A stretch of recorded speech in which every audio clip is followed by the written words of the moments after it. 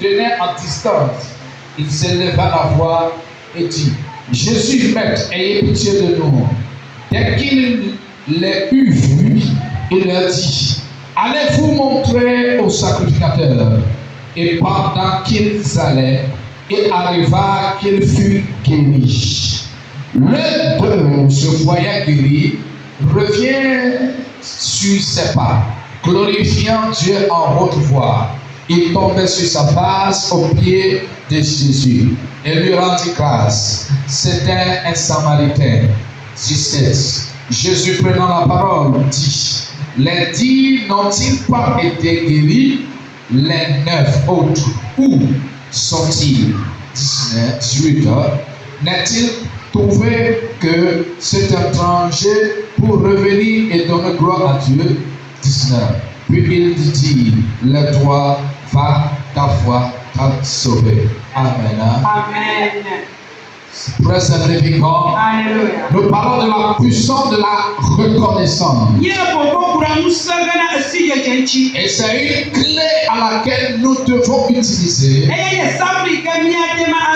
pour entrer dans les mystères de Dieu, pour entrer dans l'opération ou bien dans la puissance de Dieu.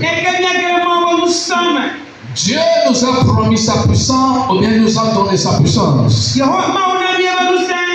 Mais pour coopérer à dimension de la puissance, nous devons connaître les clés. Nous devons avoir ce trou. Et en utilisant le clé là, nous allons opérer dans la puissance. L'autre fois, on a dit beaucoup de choses concernant la puissance de la reconnaissance. Le passage qu'on a lu dans Luc 17, la Bible dit qu'il y a 10 lèpres. Et ces 10 lèpres en Jérusalem, ils sont tombés malades. Dans l'ancien temps, si quelqu'un est frappé de lèpre, même sa famille l'abandonne. Le village l'a abandonné. On voit cette personne là maudite. Et on les fait sortir du village. On les fait sortir du pays. On les fait sortir de la famille. Et la seule chose qu'ils attendent, c'est leur mort. Donc ils n'ont pas le droit de payer quelque part aussi. Ils n'ont pas le droit de fréquenter personne. Donc on les conduit et les laisser à la frontière dans une forêt.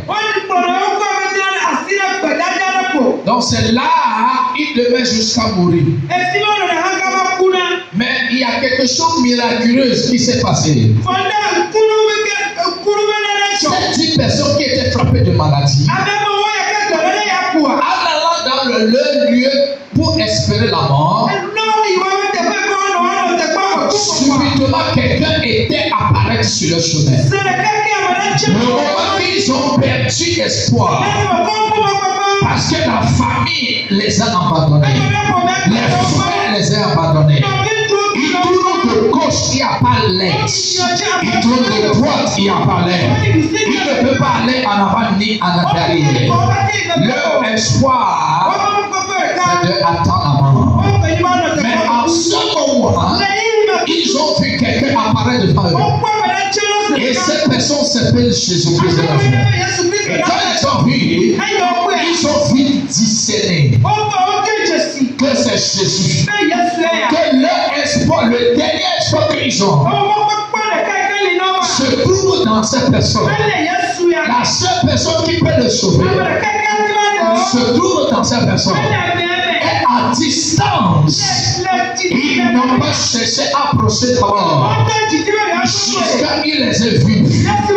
À distance, ils ont prié à haute voix. Jésus, ayez pitié de nous. Ayez pitié de nous. Guéris-nous. Sauve-nous. Et la Bible dit, en même temps, Jésus l'a ordonné. Allez-y voir le sacrificateur. Je suis venu ce matin pour dire à quelqu'un, de reconnaissance. Ces gens, malgré qu'ils sont dans une situation, et c'est la mort qu'ils attendent, mais quand ils ont vu Jésus, ils sont reconnaissants, ils sont conscients à eux-mêmes que cet homme peut faire quelque chose pour eux, que cette femme peut faire quelque chose pour eux. Est-ce que si tu regardes ton prochain, est-ce que si tu regardes ton frère, est-ce que si tu viens vers un homme de Dieu, est-ce que tu es conscient que tu peux avoir quelque chose pour lui? Est-ce que si tu viens vers Jésus, est-ce que tu es conscient que Jésus peut te sauver? Est-ce que tu es reconnaissant qu'il peut te changer ta vie? Il y a parfois dans la vie, tout ça peut être détruit pour toi. Tu peux tout perdre. Et il n'y a rien à faire encore. Tous les gens que tu penses